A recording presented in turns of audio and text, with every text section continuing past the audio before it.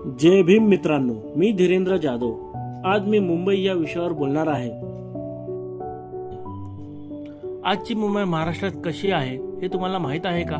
एकेकाळी मुंबईला केंद्रशासित प्रदेश करण्याचा प्रस्ताव होता किंवा मुंबईला महाराष्ट्रापासून वेगळं ठेवण्याचा कट होता, पण डॉक्टर बाबासाहेब आंबेडकरांनी फक्त एक प्रश्न विचारला आणि सगळा मुद्दाच संपवला। स्वातंत्र्यानंतर महाराष्ट्र आणि गुजरात बॉम्बे स्टेट म्हणून एकत्र होते। मोठे उद्योगपती आणि काही राजकीय शक्तींना मुंबई वेगळी ठेवायची होती, कारण मुंबई म्हणजे पैसा, उद्योग आणि बंदर। पण बाबासाहेबांनी भावनेने नाही तर तर्क आणि संविधानाने बोलले। बाबासाहेबांनी स्पष्ट सांगितलं, मुंबईला पाणी कुठून येते? तानसा, तुळशी, वैतरणा, भातसा हे सर्व स्रोत महाराष्ट्रात आहेत।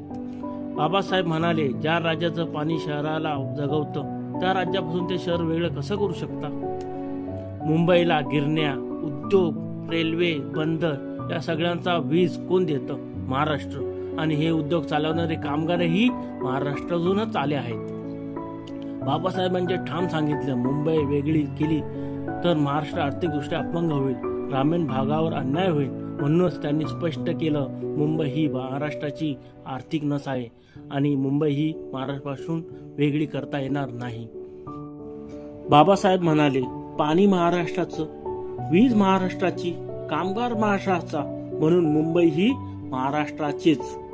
तर मित्रांनो, तुम्हाला या गोष्टीबद्दल काय वाटतं? तुमचे मत कमेंट करून नक्की सांगा। व्हिडिओ लाईक करा, शेअर करा आणि अशा थेट मुद्द्यावरील व्हिडिओसाठी चॅनल सबस्क्राईब करा। जय भीम, जय भारत।